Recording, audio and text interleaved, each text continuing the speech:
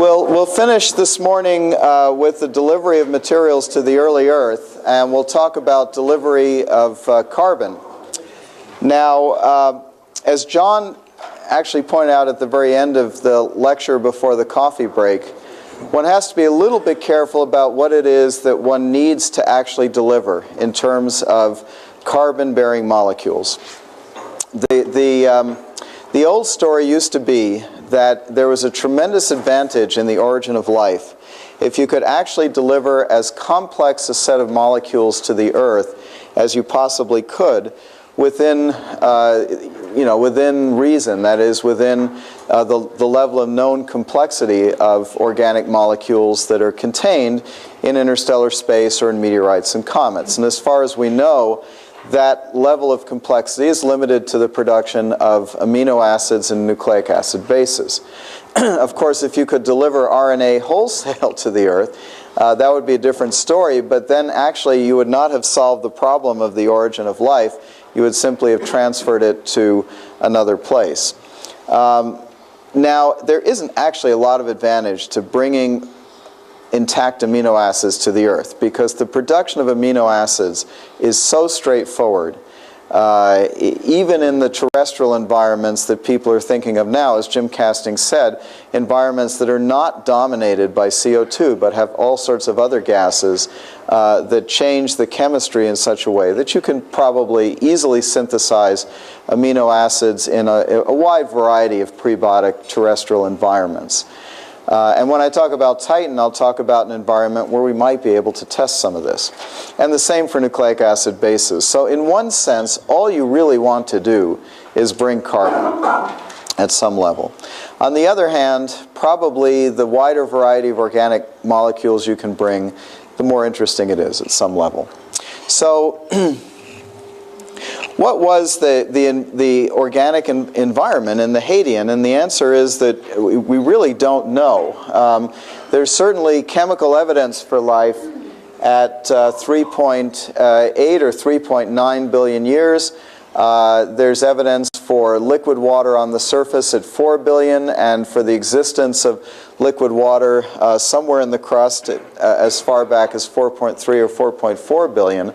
But it's much harder to get a sense of how much organic material was present. Now, if one could actually, if you think about the fact that liquid water is existing on the surface at 4 billion years before present, at a time when the solar luminosity was about 70% of the present-day value, this seems to require having a reasonable amount of carbon-bearing materials in the Earth's atmosphere, CO2 and Ch4, and possibly some ammonia, which doesn't contain carbon. But as Jim said yesterday, Ch4 may be preferable. So there obviously was carbon in the terrestrial environment at the time that liquid water existed. Otherwise, the ambient environment would have been too cold for liquid water, unless this liquid water was existing locally in local sources of hot springs and so on, basically being heated by geothermal activity. That's the way out. But it would seem that there ought to have been, just based on that evidence for liquid water in this time frame, carbon-bearing species that were present. This is the inventory of the Earth's carbon today, or this is one table. This I adapted from Falkowski et al. Given in gigatons, this seems to be a unit that people who deal with the Earth's carbon love. But if you add these all up together, it comes to about 10 to the 20 kilograms worth of material. Today, most of the carbon is in the form of sedimentary carbonates. And the next most abundant form is this sort of generic term kerogens, which are organic molecules that have been processed by heat, by metamorphism, and have become more refractory. The amount of living biomass is actually quite small compared to all of this, as is the amount of carbon dioxide in the atmosphere at present, and even the amount that's dissolved in the oceans. But it's important to note that much or all of this sedimentary carbonates might have originally been in the form of CO2 early in the Earth's history. Of course, this is the material that starts out as CO2, if you want to think of it that way, and gets removed from the atmosphere by rainfall, forms bicarbonates, is moved to the oceans, and then through the intervention of biological activity in the case of the Earth, or prior to the time of life, abiotic chemical reactions can do this as well, gets fixed to the form of carbonates. If all this were moved into the atmosphere of the Earth today in the form of carbon dioxide, it would be some tens of bars, I think, of CO2. 60 to 80 bars. 60 to 80 bars, that's right. So basically the Earth would look like Venus if you were to take all of these sedimentary carbonates and move them up. So this is kind of a minimum number of what one would like to bring to the Earth to get the carbon cycle going, if you will.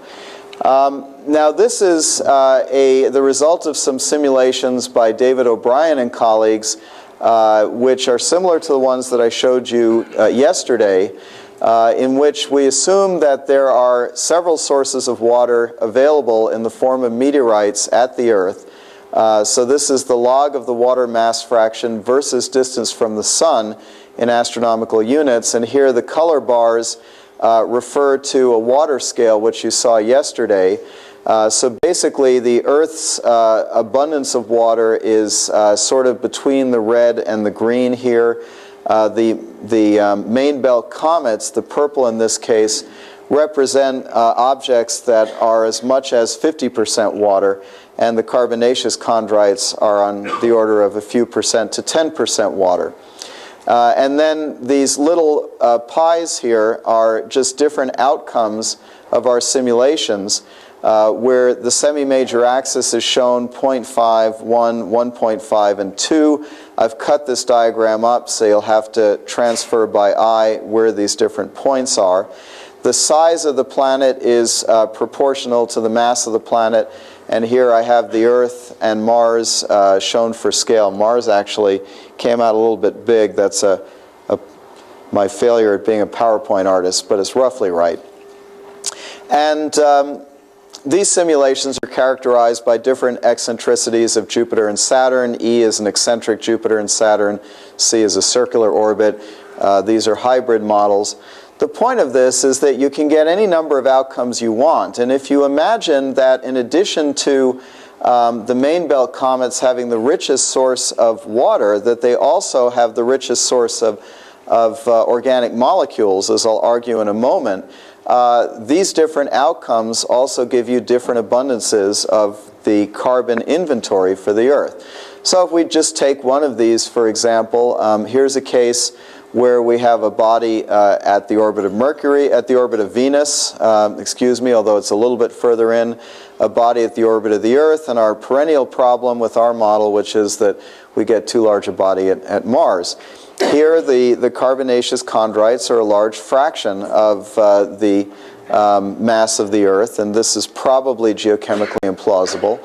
But in another case, we get an Earth mass body where we have a lot of main belt comet material, a lot of ordinary chondrite, and a lot of enstatite chondrite material, all of which is perfectly fine from the point of view of the geochemistry.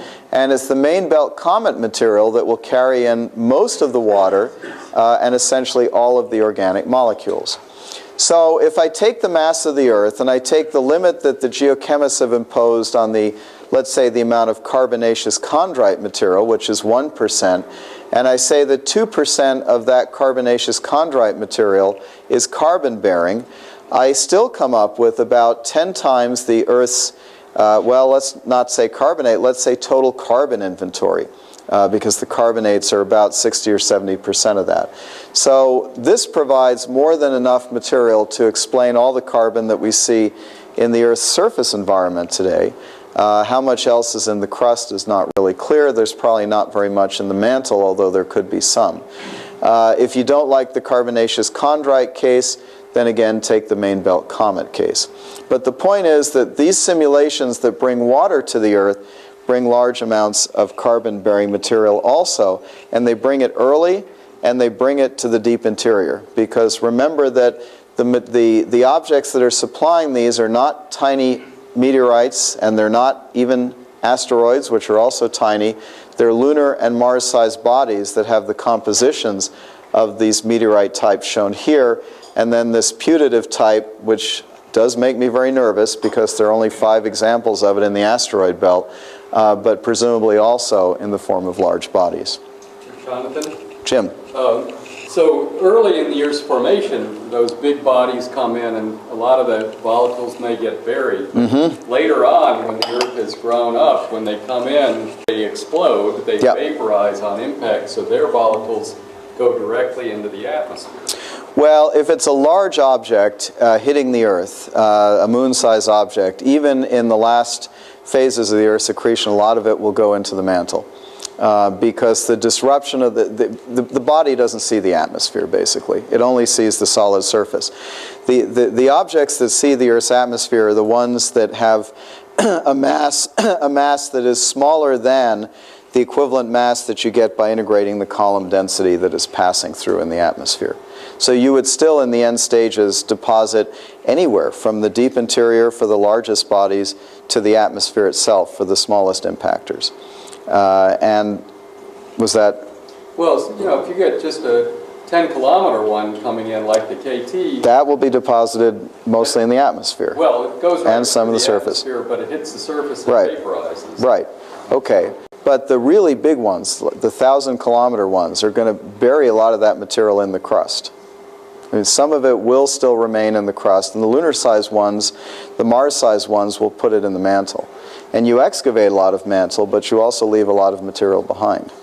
So basically, you know, if the embryos, the lunar to Mars-sized bodies, are the largest of a size scale that runs along a power law, which they should be, then you will get this material deposited everywhere in the Earth during its formation, from the mantle to the surface to the atmosphere, because it just, as you pointed out, depends on the size of the body, which I see as an advantage. And of course, most of this will end up outgassing because in the moon-forming impact, the crust is remelted and there's an opportunity to outgas large amounts of material. Okay, so, but that's an important point too, because a number of people misunderstand these models as being so-called late Veneer models, which is a model that I will now talk about in a minute. A late Veneer model for delivery of volatiles to the Earth is one in which the material is added at the end of the formation of the Earth and deposited essentially on the surface or in the upper crust. These models deposit water and organic molecules or carbon-bearing molecules everywhere, in the deep interior, in the crust, and in the atmosphere, and that's important to understand. Yes? Why are they lunar-sized objects? Okay, so as I said yesterday when discussing accretion, if you look at the formation of solid bodies in the disk, and just to keep things simple, let's assume the gas has mostly gone away. The accretion of solid bodies up to lunar to Mars size is very, very rapid. At that point, it tails off because these bodies then become isolated and there's just no material around them to accrete. And so at that point, the time scale for accretion to go from, let's say, that moon or Mars size to the Earth jumps up from the 10 to the 6 years that it took to grow those objects to 10 to the 8 or 10 to the 9 years. In the absence of Jupiter, in the presence of Jupiter, 10 to the 7 to 10 to the 8 years. So the general picture, and of course we have no direct evidence for this, is that if you could look at the solar system after the giant planets had formed and when the gas went away, that you would see a large population of lunar to Mars-sized bodies that are the high mass end of a power law distribution of other objects, including innumerable numbers of comets, asteroidal-sized bodies. But most of the mass that is going to end up in the terrestrial planets is actually contained in the lunar to Mars-sized bodies. They're not the most numerous objects, but they have most of the mass because of the usual power law distribution. So this model gets carbon-bearing materials early. On the other hand, suppose this model is wrong, and suppose instead that those who advocate that the Earth's water instead came from local water vapor that was chemisorbed on grains, as I discussed also yesterday. That model assumes that the standard nebular model, in which the temperature in the 1 astronomical unit region is high, that model's correct. The temperatures at 1 AU were 400, 500, 600 Kelvin. High enough to ensure that the enstatite chondrites, which appear to have formed near the Earth, turn out to be dry. That's the class of meteorites that you saw in red that have very little water in them. They argue that the immediate environment of the Earth really was quite hot. The nebula, or what was the nebula, really was quite hot during the formation of the Earth, or during the formation of the planetesimals, I should say, that ended up in the Earth. In that case, you have to do something like chemisorption to get the water, and then the only carbon-bearing species that you would be able to obtain for the Earth are the refractory fractions, the graphites, the kerogens, polycyclic aromatic hydrocarbons, and so on. Now, unfortunately, there's not really a good model that predicts how much of the carbon could have been in that refractory form and would have been available for trapping along with the water. Things like CO2, CO, methane, and so on would have had a pretty hard time being trapped in these grains according to this scenario. So potentially, this scenario for the origin of water, the local water scenario, would predict that the Earth initially might be rather impoverished in water, in organic molecules, in carbon-bearing molecules, unless there were a third source. And I'll get to that third source at the end. Now, there's also the late heavy bombardment. How much organic material, carbon-bearing material, could have been introduced by the late heavy bombardment? So this is a model by Abramov and Moises from 2009, modeling the mass distribution of impactors in a late heavy bombardment scenario. Now remember that we talked yesterday about a possible origin for the late heavy bombardment in the interactions between Jupiter and Saturn. The evidence for the late heavy bombardment is not definitive, but it's, let's say, compelling. It certainly doesn't deserve the smoking gun icon that Jim used for the high oxygen abundance. But if we assume that that happened, you can generally model the size of impactors. And so this is impactor diameter versus mass contribution in kilograms. And if we take the upper end of this and assume that these are primarily cometary-like bodies, these are bodies that were in the Jupiter-Saturn region, were scattered as Jupiter and Saturn came back, went through their interaction to move into the 2-to-1 resonance, became very eccentric, pushed Uranus and Neptune out, and generally disrupted the region from 5 to 30 astronomical units. Let's assume that that material went in. And if that's cometary material, then if we look at the inventory of organic molecules in comets, these are examples of 2 comets where water is 100. We have CO or CO2 that are about a factor of 5 down each relative to water. So basically, the amount of carbon-bearing material in these comets relative to the amount of water is actually not very different from the elemental carbon to oxygen ratio for the sun. That is, comets appear to pretty much carry everything, except maybe the least volatile components. So let's assume that 10% of the comet is organic material. That would be a carbon to oxygen ratio of 0.5, and then of course we have rock and ice, the rock to ice ratio, and we're doing this based on mass. Then that would say that these objects, if I do this integration, that we're basically bringing in about 10 to the 19 kilograms worth of organics. 10 to the 19 kilograms of organics is about 10% of the present Earth carbonate inventory. Okay, so it's not enough, in fact, to explain the total inventory of carbon that we have on the Earth. There had to have been something else. By the way, this does not bring in enough water either. This is the amount of water that has to be brought in for a water to Earth ratio of 10 to the minus 3, as we discussed yesterday, and this certainly does not do it. So the late heavy bombardment, we know, could not have brought in the Earth's water. It appears that it could have brought in a substantial carbon inventory, but not the entire Earth's carbon inventory. Now, what would have happened to life during the late heavy bombardment? First of all, as far as the survival of certain types of organic molecules, work was done by Chris Chiba and Betty Perazzo a number of years ago, looking at the survival of amino acids in large impacts. And they concluded that roughly, on average, a global survival rate for amino acids might be on the order of 1% or so in these large impacts. That's only important if you assume the hypothesis that in order to have life begin on the Earth, you had to preform the amino acids. But again, from my point of view, and certainly John's point of view, and I can't speak for Jim, it doesn't seem to me that that's really necessary.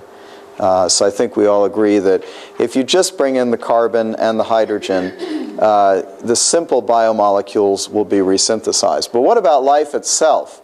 Well, this is an interesting set of plots from this paper by Abramoff and Moisius. And what they did was they looked at the temperature at a depth of 4 kilometers below the Earth's surface.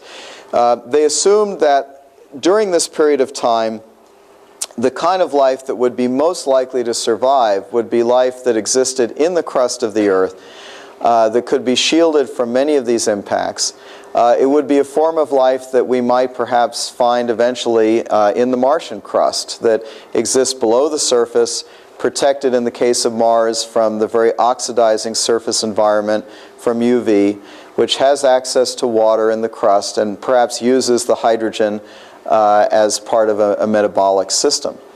And so the top surface is actually 4 kilometers below the crust, and it's temperature coated. The lowermost blue is below 110 Celsius. The highest temperature here is 1700 Celsius, and this depth profile is a conductive profile through the crust itself.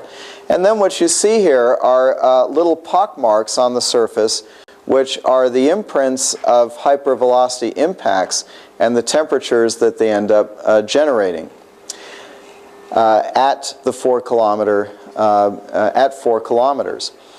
And this is a time sequence where the late heavy bombardment begins at 0 million years, and then with the mass distribution that you saw in the previous slide, it continues on for about 100 million years. And what they conclude is that the area available for refuge by these life forms in this 4 kilometer piece of the crust, an area that doesn't get too high to denature the proteins, destroy the organisms, is pretty substantial. That is, that organisms like this should survive the late heavy bombardment. So the assumption that the LHB, the late heavy bombardment, would have sterilized the Earth is not necessarily the case if this type of argument is a reasonable one. On the other hand, the first chemical evidence for life is not until 3.7 billion years ago, 3.8 billion years ago. And so we have no way of knowing whether the late heavy bombardment in fact did sterilize life or not. It certainly brought in large amounts of carbon, although not the total carbon inventory, certainly compared to the carbon that could have come from these lunar to Mars-sized embryos. Jonathan, could I just interject a comment? John, yes. Because I have a hypothesis that the late impacts were actually very important to get the origin of life going. And the reason is that in order to actually take organic compounds and condense them to make large macromolecules, you need a wet-dry cycle. And I think that this period of bombardment could have created a lot of wet, dry habitats for allow condensing of organic molecules that were, I think, already starting to accumulate from mineral catalysis and make large molecules. This is something, it may very well be that impact. I'm pointing this out to you planetary scientist types who are thinking about exosolar planets. We need to model this kind of thing. It may very well be that without this last heavy impacts, we might not have had life. And so we should think about it that way, that anything that happened on Earth that leads to life may be important in the origin of life. Keep that in mind. Okay. Message. So, the conclusion from the lecture of today and yesterday is the timescale for Earth formation is fairly well known. I've talked about this rather contingent event, the presence of two major giant planets, one of which is smaller and forms later than the other, set up a particular situation in which the final cleanup, at least in the inner part of the solar system, was delayed by 500 million years after the formation of the Earth. And this may not be a general feature of terrestrial planet histories. So, if John's hypothesis turns out to be correct, that something like the late heavy bombardment is needed to manipulate terrestrial planet system in order to aid or enable the formation of life, then the formation of life may be a highly contingent event. Because certainly if you were to take 10 systems in which you start out essentially with similar conditions in the disk and a solar mass star, you will not get the same history in all 10 of those systems. I mean, they will be different based on small differences in the temperature and density dependence in the nebula, the infall of material, residual material from the cloud clumps into the disk, all sorts of other things. So, you know, if you're right, there are going to be a lot of different histories out there, which there probably are anyway. Carbon-bearing molecules were delivered either early by asteroid belt embryos or late by late heavy bombardment comets.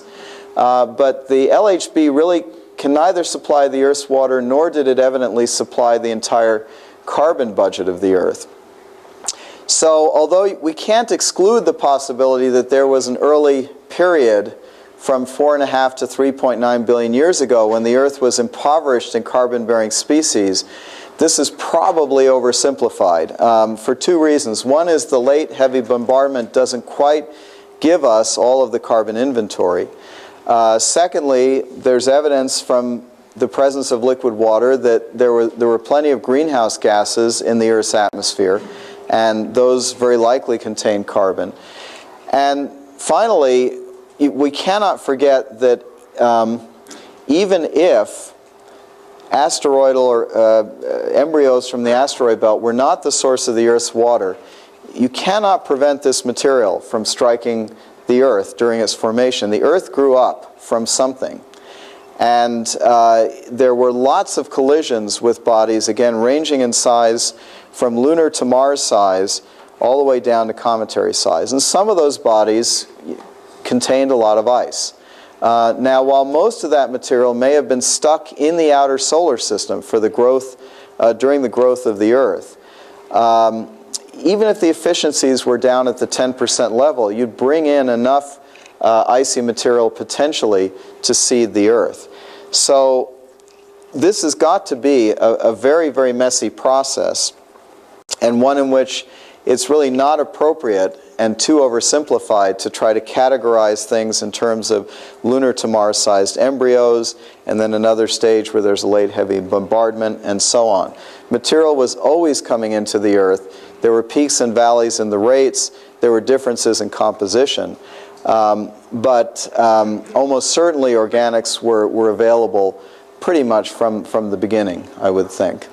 And in case you didn't notice my bias, I personally have to say that I think that a model in which the Earth's water didn't come from the asteroid belt just really doesn't make much sense to me.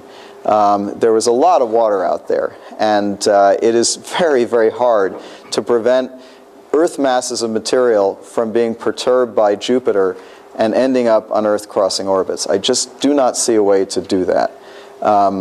Anyway, plenty of opportunity for debate. In the last 10 minutes, I want to introduce a topic that is really the expertise of my colleague here, Jim Casting. And so this is one of these fear and trembling type lectures. And so I'm going to attempt to go through this as quickly as possible in such a way that nobody will be able to understand anything. And I don't have any time anyway. Okay. So imagine that I make the assumption that life requires liquid water to exist. That can be debated, but let's make that assumption. It requires liquid water. And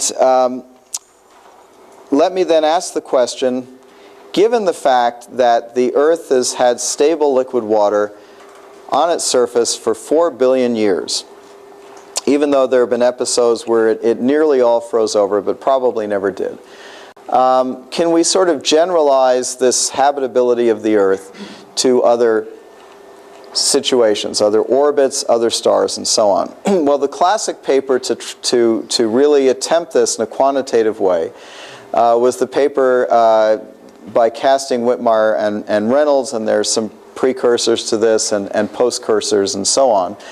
But what they did was they constructed what was called the habitable zone and the continuously habitable zone. And these were regions around stars of given luminosity where liquid water would be stable in the case of the habitable zone at a particular fixed point in time. And typical reference point would be at the zero-age main sequence, when the star came on the main sequence. And the continuously habitable zone, which would be a place in orbit around a star where, as the star's luminosity changed with time, liquid water would remain stable on the surface. Now, of course, the whole point of building a habitable planet and maintaining it is much more complicated than this. And this is the subject of this school and Jim's book and my old textbook and work of many, many, many people. So this is clearly something of an oversimplification, but it's a useful guide to allow one to compare different planetary systems and to make an initial assessment as to whether an object might or might not be habitable in terms of the presence of liquid water. So the habitable zone chart that I'm showing here is actually not the most recent one, but I like this one because it shows only the habitable zone for stellar masses and not for substellar mass objects like Jupiter.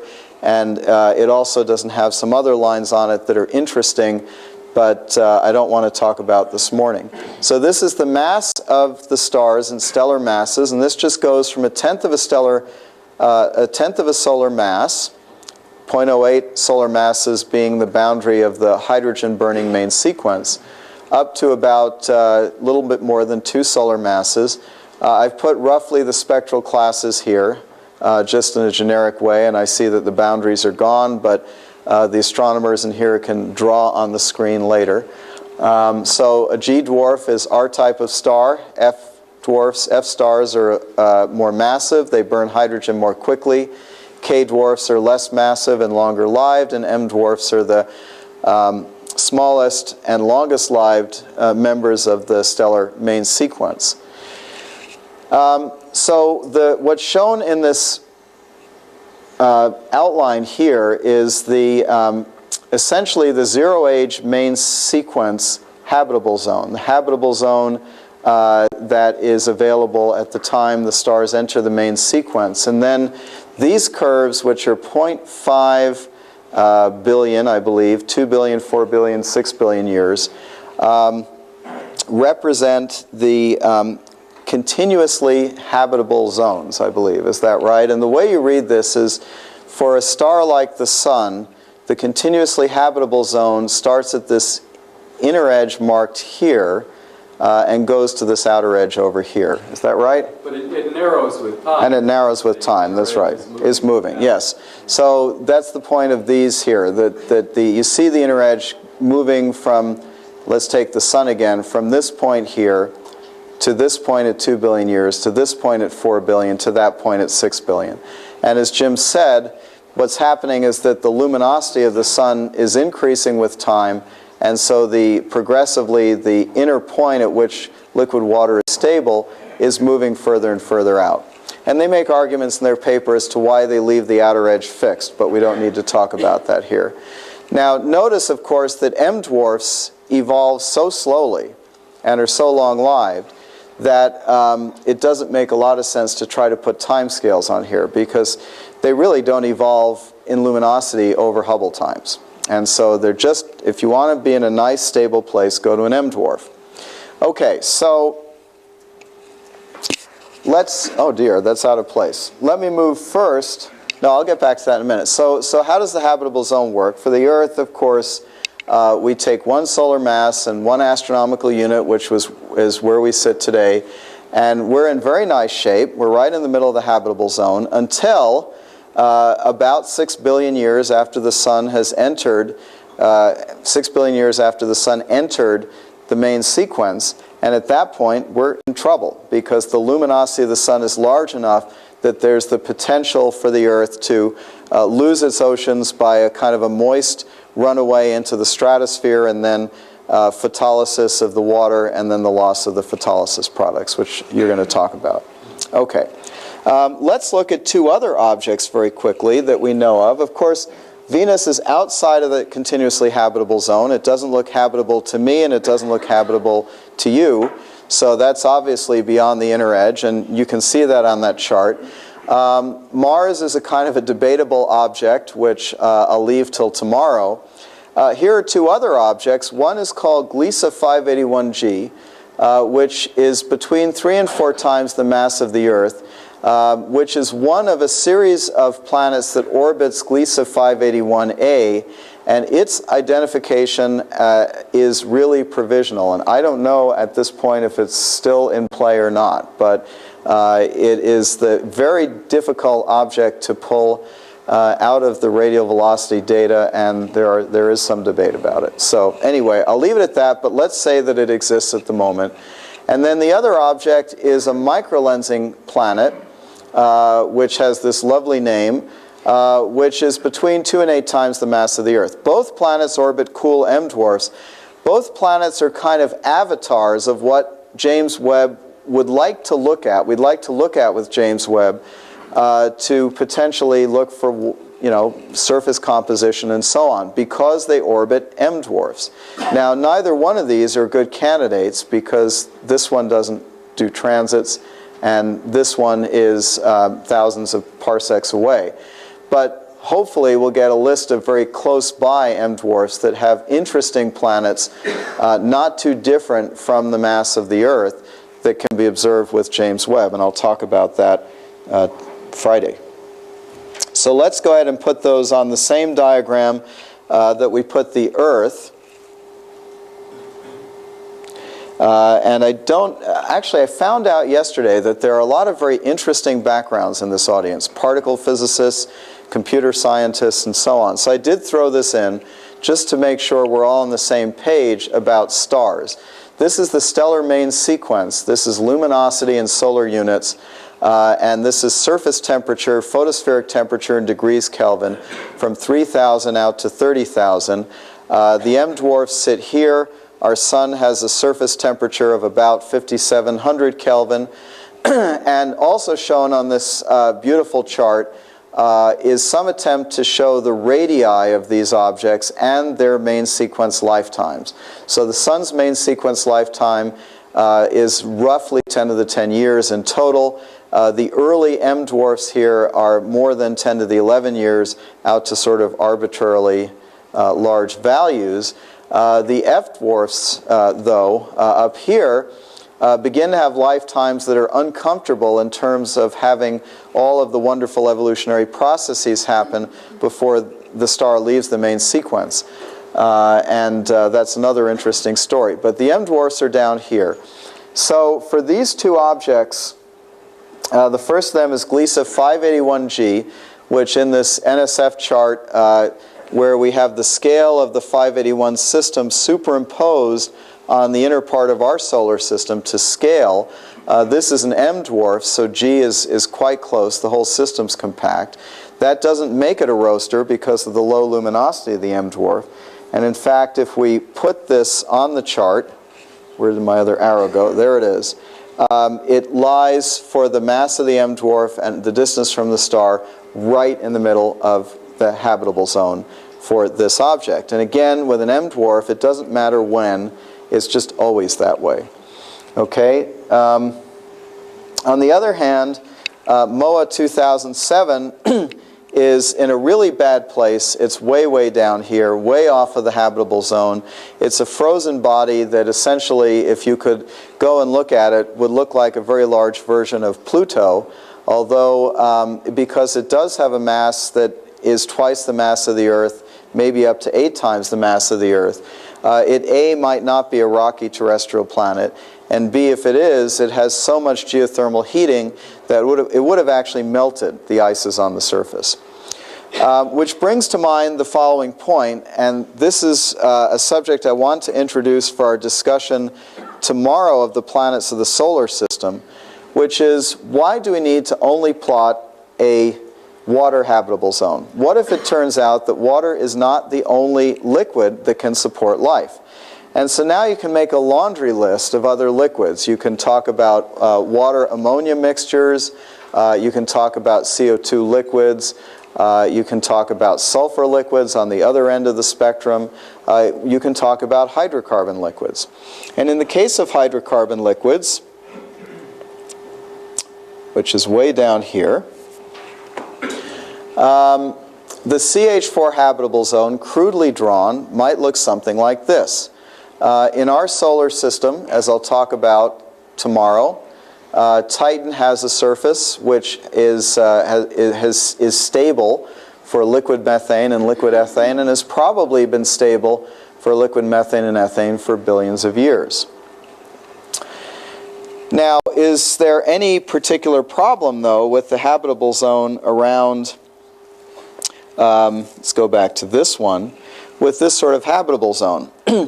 Well, I will talk some more about this, but there are a number of interesting features about a habitable zone, the water habitable zone, around an M dwarf at roughly 1/10 of an AU. Let's pick that number.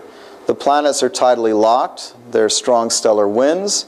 The effects of stellar flares and coronal mass ejections are large. There's been an objection that the width of the habitable zone at 1/10 of an AU is narrow in absolute terms, but actually that's compensated by the fact that the continuously habitable zone is the full width of the habitable zone. So that objection you see in the literature, but I'm not really sure it's valid. These planets are so close to the parent star that during planet formation they would have actually suffered from higher impact speeds than the Earth did during its formation. Are any of these showstoppers for habitability on something like Gliese 581G? The answer is we don't really know. But it does lead to interesting climates. There's a lovely paper by Ray Pierre Humbert in which he explains that Gliese 581G suffers from a climatological phenomenon not called the snowball Earth, but the eyeball Earth. Because if you look at its atmosphere, it should have a cloudy layer around all but the substellar point where things should be clear. And so the object actually looks like the cross-section of the human eye, which is kind of fun. But this would be a perpetually clear area underneath the M dwarf. And from about 30 degrees longitude around from the substellar point, things would actually be perpetually cloudy, assuming there's water on the surface. And so the temperatures would look something like this. You would have temperatures of about 300 Kelvin right under the star, moving outward to the freezing point here. Now, whether the greenhouse effect, wind transport, and so on would modify some of these things needs to be looked at. But this is sort of the simplest scenario, static scenario, that Ray has quantified. So that makes for a situation, as I'm closing here, in which the habitable zone at 1/10 of an AU may allow planets to be habitable, but their climates are nothing like the climate up here. And so the difference between an Earth climate and an M dwarf Earth climate here may be so different that it's not any less of a leap then asking whether there might be habitable zones in which methane liquid provides the basic solvents for life. And so that sets the stage then for the rest of my lectures, which are going to focus on the properties of individual planets, and both planets within our solar system where life might be present, and also planets around other stars. And so I'll stop there and take one or two questions. Thank you.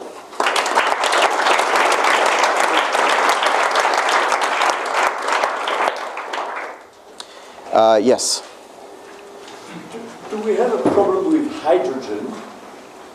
If you have a problem with carbon, right. Do we have enough hydrogen in the water? You could have a problem with hydrogen. Actually, the best way to bring in hydrogen is for the source of the organics to be cometary.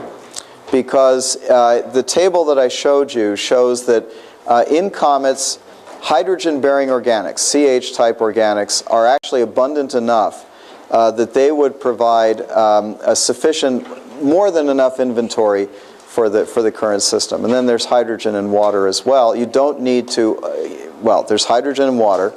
Also, most of the carbonates presumably started out as CO2. So you don't need hydrogen for all of that part of the carbon inventory.